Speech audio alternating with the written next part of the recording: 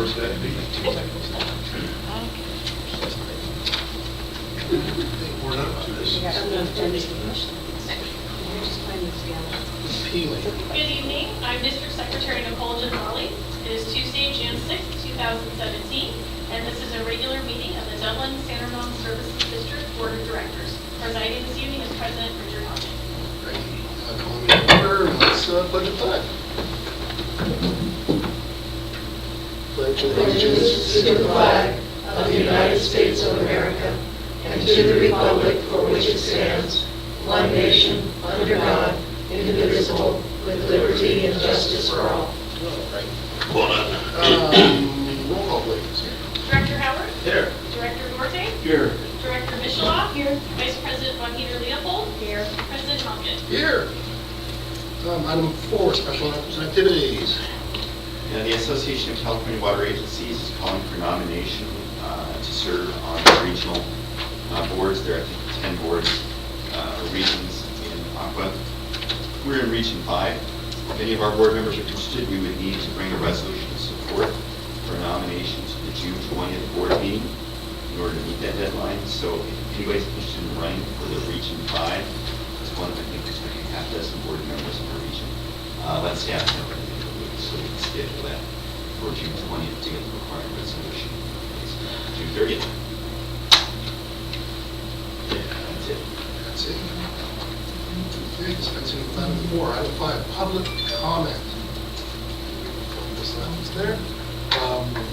This is time to address the board on topics not on the agenda, and I think I know each and every one of you, and I don't have any speaker cards, so we'll move on to item 6, reports. 6A, reports by general manager and staff. Yeah, we have scheduled in July a working for July 4th. But given that it's a holiday, we're thinking to cancel that meeting. We do not believe we will need to reschedule it, looking at the workload ahead. So we will probably suggest for the next board meeting that to be canceled and not rescheduled. Then on correspondence to the board, we got an email to you from the district secretary. I need to harass you to remind you to take your harassment training, or AB 1661 training. I think that 2 of 5 board members are complete on that. And if you don't get your training done by June 20th, it goes in the permanent record. Oh, darn. Anything else? That's it. All right, 6B, we have the reports on the front of me. We'll go for that one. 6C, agenda management. This appears to be one of those classics go through. Everybody see otherwise, we're going to do that. Item 7A, regular approval of minutes. Regular meeting of May 16, 2017. Do I have a motion? Move for approval. I'll second. I have a motion, a very fast second over there. All in favor? Aye. Any opposed? Any abstentions? All right, consent calendar. We can take these together, or if you want to pull something, let me know. I have items 8A and 8B. So we'll pull 8A. I move for passing 8B. I got a motion and a second. We can do this. All right, all in favor? Aye. Any opposed? Any abstentions? All right, let's entertain questions on 8A. The only question I have, because I'm confused, is under California charge list, at the bottom, it's referring to a drought work done in Pasadena. How does that relate to us? Where is it? Page 10. Page 10. Oh, good. Oh, Maybe it doesn't. I believe that's the location of the subcontractor. Yeah. okay. Business address, that's part of what goes into the bid. Thank you. So, That's the subcontractor listing all their information. awesome. So Mr. Throop or Throop Corp or whoever it is going to come up here to Pasadena and route our sewer. It's awesome. Oh, good, I'm so good. Thank you. Nobody locally can route sewers like that. Okay, thank you for that clarification. And how about a motion? I'll move to approve, approve 8A. And do I have a second? Second. I have 2 seconds. We're all the way there. How about Annie, all in favor? Aye. Any opposed? No. Any abstentions? No. Okay. May I ask, to interrupt, to ask who we are going to say the second was? I'm going to give it to Georgine, because that's her first one tonight. Okay. And who had the second on the first motion? I didn't hear it. Oh, yeah, okay. Mr. Duarte. Thank you very much. Okay, now, bear with me. I'm going to start bringing reading glasses today, but I have a script on this next one. So 9A. We're going to have a public hearing to approve, that's kind of presumptuous, to a public hearing to approve the capital improvement program CIP 10-year plan for fiscal years ending 2018 through 2027 and adopt 2-year CIP budget for fiscal years ending 2018 and 2019. All right. I'll declare the public hearing open. Let's receive any staff presentations that may, brief staff presentations that may be involved. President Halkett, members of the board. So the draft capital improvement program plan and budget was presented to you on May 18th. There have been some changes between the draft and the final. We've changed the fund splits in 4 projects, and that was to align them with what the fund splits were in previous capital reserve fee studies or to align with the new master plan.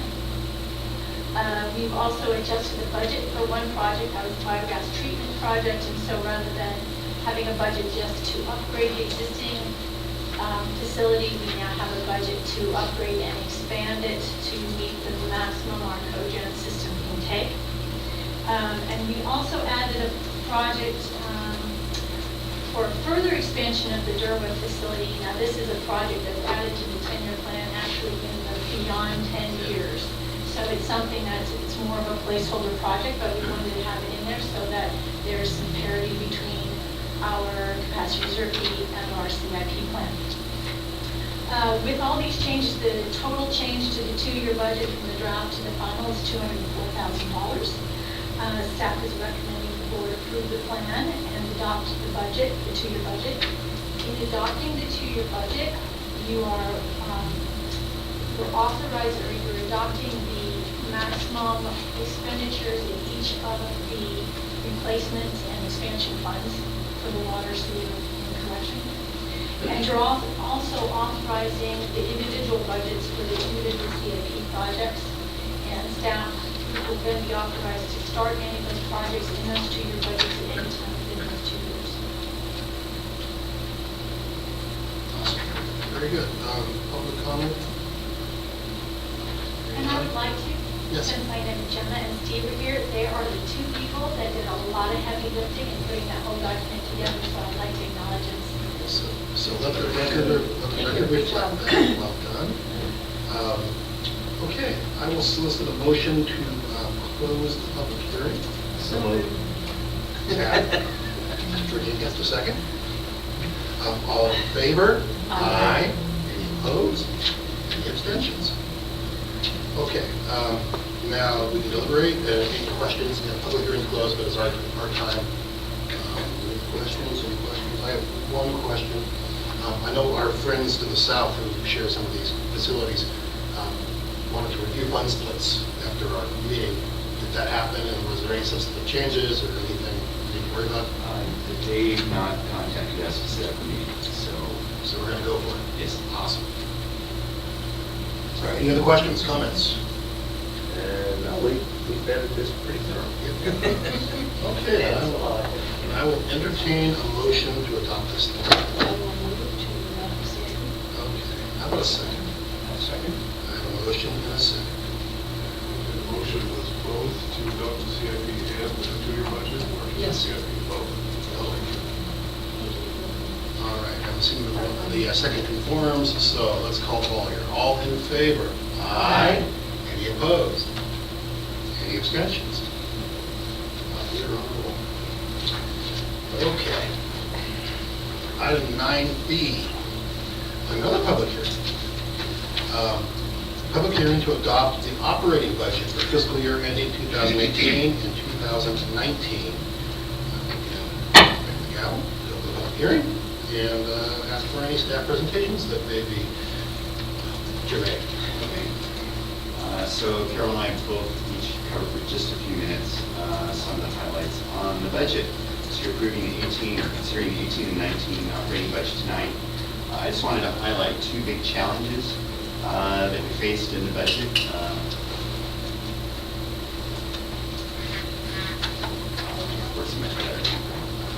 So the two challenges we had in the budget is that we did completely overhaul the budget and the budget process under very tight deadlines, timelines this year, and there were also significant changes in the budget work group staffing in 2017. So as a result, if you look really close at the operating budget, you can still see a few rough edges and a few quirky elements in some places. And so some minor administrative editing will still be needed, and that's provided for in the resolution discretion to make minor editorial adjustments that don't affect the dollars in the budget. And we may, over the next 12 months, there may be a couple of other adjustments we need to make on appropriations later in the year, but those won't affect the fund balance material. So you may see us come back once or twice and say, oops, this was shown not quite the way we intended in the operating budget, we missed one little thing. So you'll see that once or twice probably for the next year. So the first challenge was in revamping our budget under the deadline or under a tight timeline, is we were going to an all-new process. So in the past, in the workshop, you kind of get more of an outline of a budget, and then kind of a more comprehensive fundamental budget proposal this time out. So that took a lot more time. We put more of a focus on the anticipated condition of the fund balances, and a little less of emphasis in the past on what the expenditures were and how the expenditures varied from previous years. We also changed our process in how we dealt with baseline budgets. So a lot of times the way the budget's been handled in the past is divisions and departments would bring forward their budgets, which was the baseline, and we would make additional requests above and beyond that. And through the budget process, both administratively and the board process, some of the extra asks would be sanded away a little bit.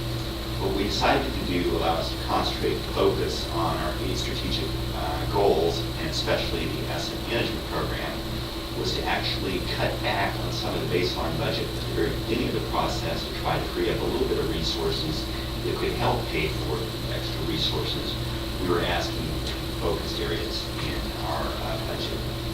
Also this time around, we're trying to focus a little more on our long-term asset management program explicitly. So we're looking at both the short, medium, and long-term on both the preventative maintenance side and the capital replacement side. And that involved a lot of planning under tight deadlines. Related to that, this time, in parallel with the operating budget, we decided to really put some stress on the system and let's do our local and regional rate process right at the same time and try to bring all of that thinking integrated into the operating budget. So you had a lot of things coming together at one time in the operating budget. The asset management thinking, the rate studies, what's the impact as development is anticipated to taper off in the next 8 to 10 years and change to some of the revenues coming in. So there was just a lot going together. So we really had to push really hard to get the budget here before you tonight. I really appreciate the work of the finance department and the entire leadership team in scrambling to put a lot of that together in just a 3.5 month period. Now, so what this represents then is, like I said, there's some rough edges, and we've taken a big step in kind of integrating some of our thinking more long-term. But as you look close, you'll see there's still some further questions to explore in future budgets, and so we envision in later budgets that we'll take a closer look at some of these things, refine our thinking, and take further steps forward in our planning.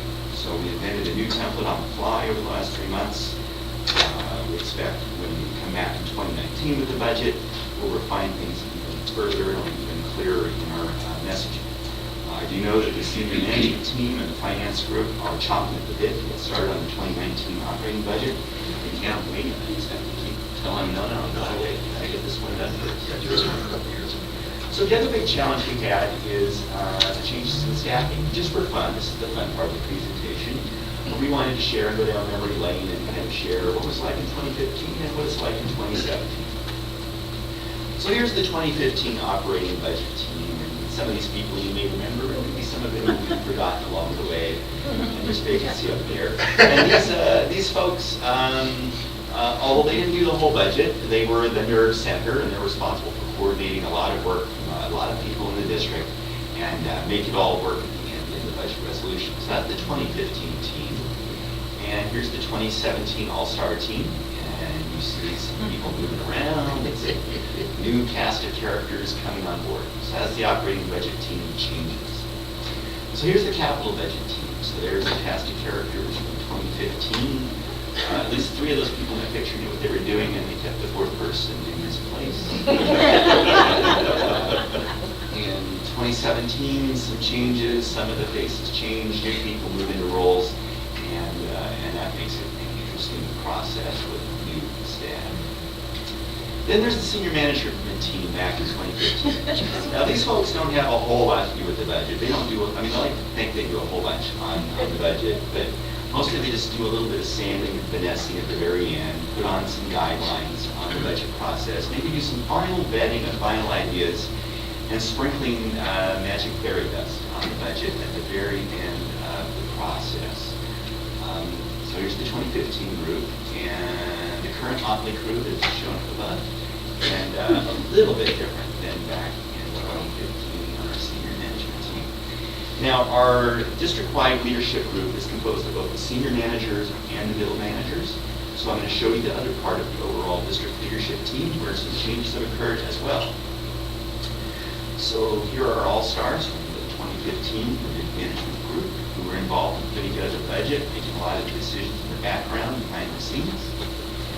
And here's the changes in 2017, so that's kind of fast, so I'll let you see again. Oops. And just for fun, 3rd time's the charm. 3rd time. Look at all those strangers show up. So that's the team.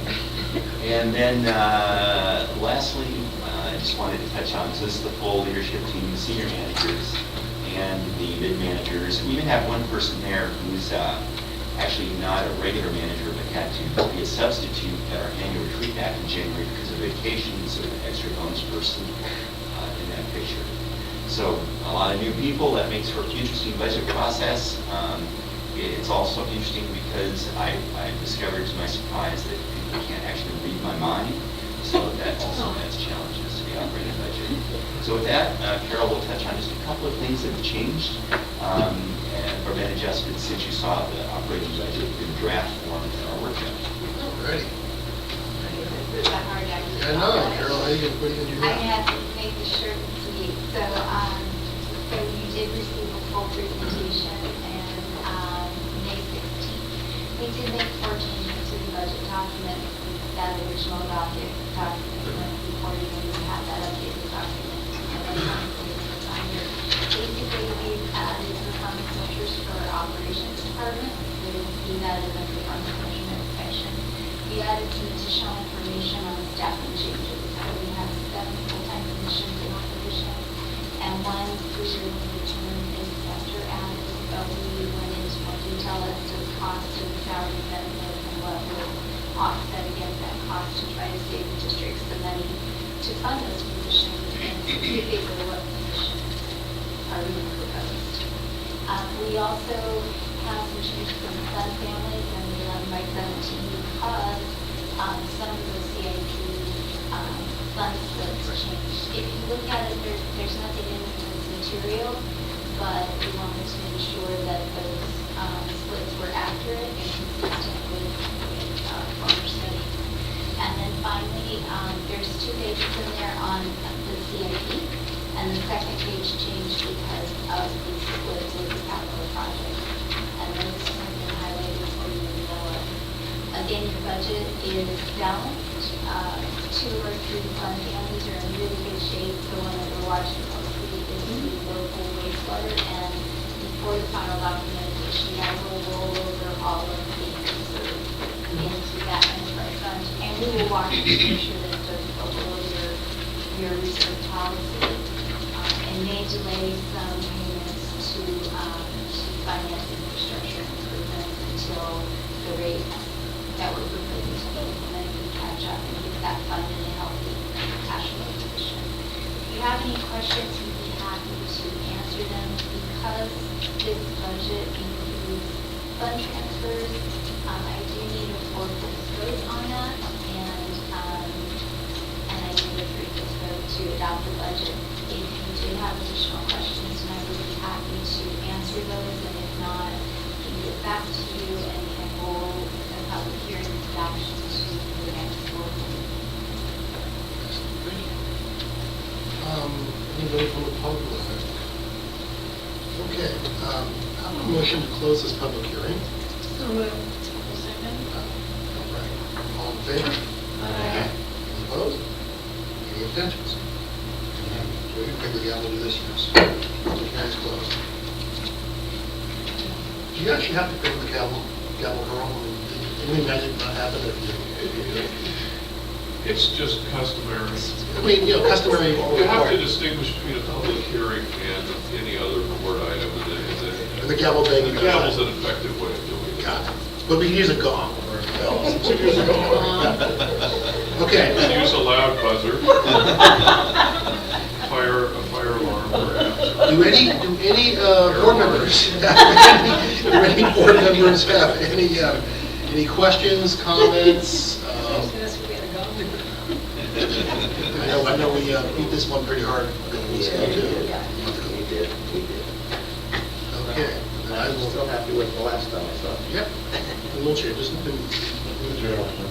Okay. How about a motion to, which we do this right, to adopt the operating budget for fiscal years end 2018, 2019. So I have a motion. Second. I have a second. Thank you very much. Before I call the vote, one comment. Great budget. I like the document, the new format, and I just want to make sure that it's on the record that we totally understand that we're passing a budget with a deficit balance in one of the funds. That it's not by accident. We have a plan to mitigate it, and our eyes are open. With that, I will call the item. All in favor? Aye. Any opposed? Any abstentions? Okey dokey. And we have reached, well, I'd like to institute a three public hearing limit on meetings. This is crazy. So item 9C. Okay, first reading, introduction of ordinance revising district code sections 5.30.1010. 5.30.020 and 5.30.080, governing wastewater user classifications for non-resident users. And I just did that, I think I did. Can I solicit a motion to waive the reading? I move to waive the first reading. What a second. I'll second. I would, I forget. That was Pat. Just pick one. All in favor? Aye. Any abstentions? No. Any noes? Any abstentions? All right. All right, we've done that, done. Now, how about a presentation? Good evening, President Appleton and board members. This is somewhat prelude to your public hearing that you'll hear on June 20th in regards to the local and regional wastewater study that was also reviewed with you in April. A part of that study is essentially this ordinance, and then in the past we have looked at defining our users for commercial and industrial as specific types of users. It might be a bakery, it might be a restaurant, a market, or a fast food. And one of the things that we did with our regional study was to not only look at the rates and make sure we were applying appropriately and for the service level, but also to try to efficiently bill our customers. And so we moved from being called a bakery, for instance, to having that facility be a high commercial user because of what happens with we call that stuff that goes down the drain. And so we redefined commercial, industrial, and institutional as high, medium, and low users, and therefore we had to change the ordinance accordingly in order to be able to bill on July 1 with new rates. There will be additional changes to this ordinance later this year by both the operations and engineering department, because we want to look at it in totality, but we did not want to hold up or have any questions on the way that we bill effective effective July 1, so that's why you're seeing this first revision at this time. Very clear, thank you. Any questions from the board, comments? Need to review the item in a couple of weeks? Awesome. There is one other matter. There should be papers in front of you that are replacement items for ordinance attachment. Exhibit A, Exhibit 1 to the ordinance, and Exhibit Attachment 1 to this staff report. These replace the ones That we have already already. existed. All right. Duly noted, thank you. All right. Again, any board member stuff here? Hearing nothing. We do not have any action. We're not allowed to do any action. We try to get approval, so nothing to do tonight. Check out that item, and I think we are done with item 9C. Let me set a modern day record here. Item 9D. Support Association of California Water Agencies, otherwise known as AQUA, policy on Bay Delta functional flow requirements. And I see Sue right up here, so here we go. Off we go. President Halkett, members of the board. I'm here this evening wearing two virtual hats. One is I'm your staff person and I handle communications on behalf of the district. The other is I chair the communications committee for the Association of California Water Agencies. And in that capacity, I serve on their board, and I've served on their board for 4 years. So I'm here as an AQUA board member and as your communications staff person. Mostly AQUA board member. Because the item has to do with how water flows through the delta. And there's the state policy, which has been going on for about 30 years, which is called unimpaired flows. And I'm going to read you the state definition of what an unimpaired flow is. The simple way to understand it is water coming down the watershed and just going out to the ocean and being wasted. That's one way to look at it. Their definition is unimpaired flow is a total volume of water that would flow past a particular point of interest if no diversions, i.e. reservoirs, dams, whatever, were taking place in the watershed above that point. So that's an unimpaired flow. AQUA thinks that instead of unimpaired flows, we should have functional flows. Functional flows have very specific purpose and objectives that are achievable. The state has been trying to preserve fish species with their unimpaired flows, but it hasn't been successful. In fact, the fish species are still declining. So AQUA's saying, hey, let's be a little bit smarter about it and go with functional flows, because there are many examples of functional flows that have actually been successful. So, you may be wondering why DSRSD should care about this, and one reason is that the Association of California Water Agencies, their board of directors, which is 37 individuals from throughout the state of California, and all of them except me are either elected officials or GMs. I'm sort of an anomaly. They're all, policy level type folks, and they unanimously passed their policy statement on delta flow requirements, and that's in your packet. And they asked that all the members provide them with a resolution supporting their delta flow policy statement. And so that's the ask tonight. As an agency that depends on its water to flow through the delta, it matters to us for that simple reason. We don't want them wasting water. And I'm going to go through, I have 8 items, 8 reasons why I think we should pass this resolution. And one is that, well, the first I just said, we get the water through the delta and we don't want the state wasting water. The second is the unimpaired flows have not achieved the desired results. So let's do something differently. Let's be a little bit smarter maybe about how we do it with functional flows that are very specific to achieving desired results. Also, the unimpaired flows are not consistent with the California Water Action Plan, which states that there should be co-equal goals.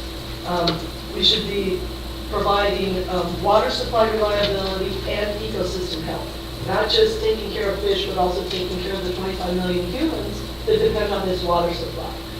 The fourth reason is that unimpaired flows overdraft the groundwater supply by 182,000 acre feet per year. And that is counter to the Sustainable Groundwater Management Act, which is also a state document. So we need to get the right hand and the left hand working together instead of against one another.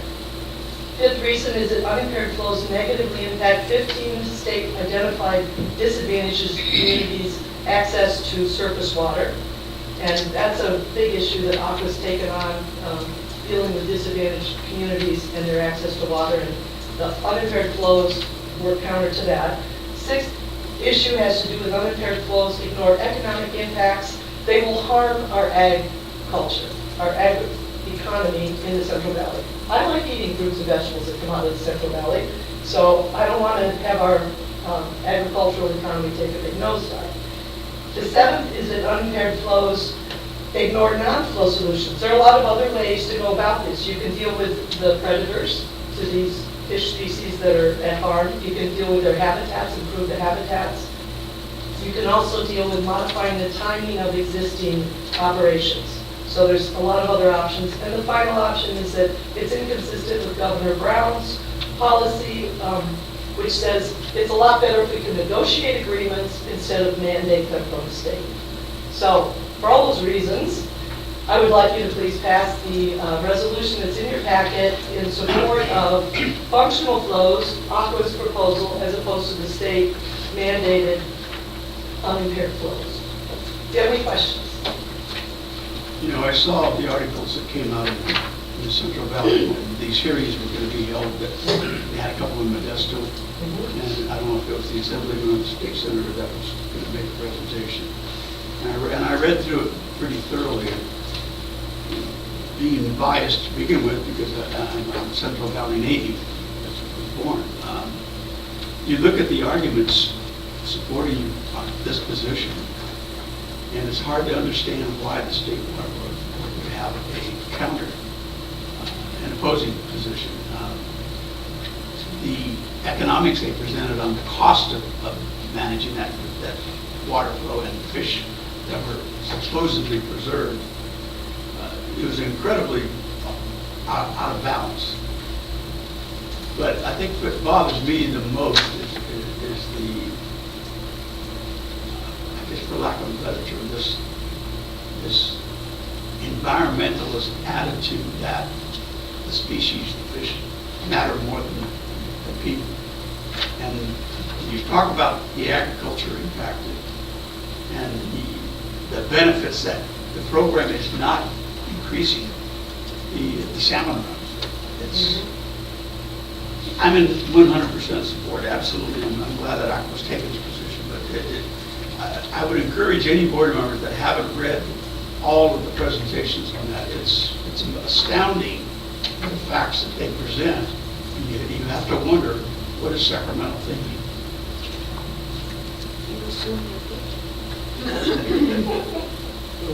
Any other? Will Aqua be proposing legislation? Is that the end? Is that what this time? Aqua often is invited to the governor's office when it's water issues, and so they want to be armed with, they want to demonstrate statewide support, is what they're doing. So they've asked all their members to provide them with resolutions so they can go to the governor's office and say, okay, this is who we're representing. And expecting the governor to buy in or expecting the legislature? To negotiate instead of mandate, to have comprehensive collaborative approach to negotiations instead of the state just saying, here's how you're going to do it.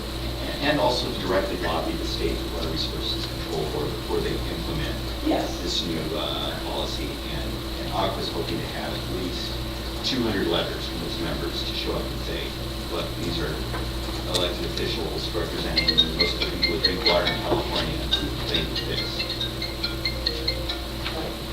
Okay, any other? No. Yeah, so just a couple of things to get on record. First of all, having done this for quite a while, the fundamental problem we face with our local water supply coming from the State Water Project via 77 is we get our water out of the Delta, actually take it from the Delta, that's one part of it. And so when things get wonky in the Delta, it gets bounced on our backs. I remember the impossible happening, where Judge Wenger actually shut down the pumps for 2 weeks. Luckily, we had, storage and such, and we're okay. But equally impactful on the delta is the water that's diverted upstream. The two biggest of which are East Bay Mud and the Hatchetchee system. And those are the entities that are driving this. Because somehow their molecules of water that are diverted for beneficial use. And I'm all for diverting water for beneficial use. I drink just glass of water here. But somehow, in our current regime, their molecules that are diverted for beneficial use don't count when it comes time to fix it in the delta. Ours do, theirs don't. They get diverted upstream, and when they start counting flows and stuff, they have some flows they have to make, mainly for downstream beneficial use people. In my research for this, there's an interesting San Francisco Public Utilities Commission cut a side deal with Tuolumne Water District.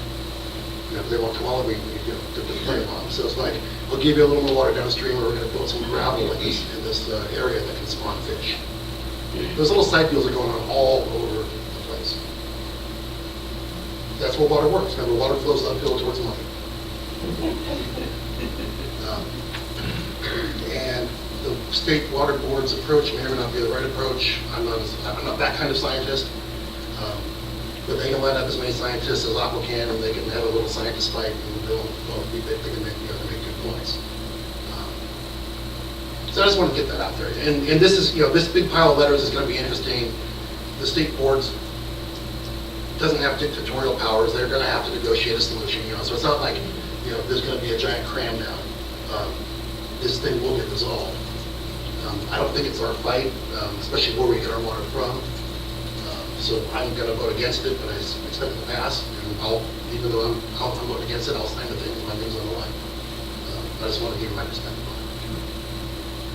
it. Okay, we're down one. I don't think it's going to matter unless she wants to get on the record. I know she has some medical stuff. Let's call the vote, and is there a way to stab Georgine's vote a little bit later? All right, well, do we have a motion to pass this resolution? I will. All right, so moved. And I'll second. And we have a motion and a second. All in favor? Aye. Okay, 3 ayes, 1 no, and I don't know what you call somebody that absent. Absent, there we go. So it is passed. I will shut up. Thank you for hearing my piece. And we will go to item 10, board member items. I have nothing. 2 nothings. Good. So I attended John Coleman from East Bay Mud, his presentation on what East Bay Mud has in store, and it was very interesting. And just a few highlights that East Bay Mud has a 5-year supply of water and storage. John estimates the current snowpack water level to be about 500% of average. So when that melts, it evaporates. East Bay Mud is replacing the pipeline, basically infrastructure, at a rate of 15 miles per year. And since 1976, population has increased 30%, while conservation has increased 70%. That's pretty remarkable.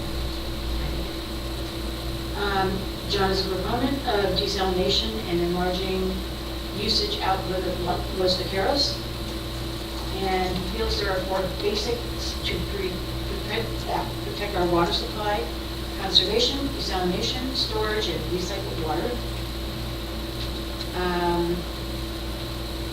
His slant on channeling water out to the bay that when it can be recycled and reused is wrong on a lot of levels. And in general, this was kind of a little bit of a surprise to me, given how well our district does, but that Northern California in general, does a lousy job of recycling water, and in contrast, the southern part of the state does a phenomenal job.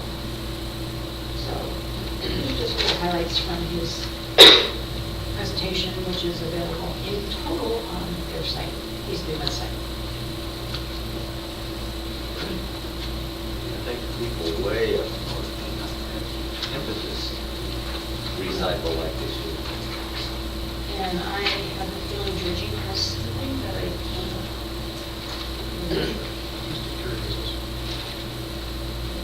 Okey dokey.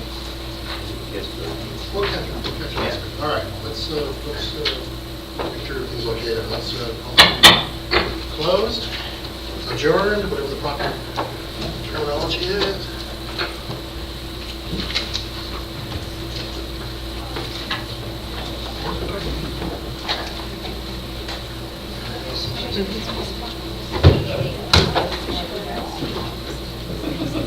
I don't need, no. No, it's just, my dad is, but they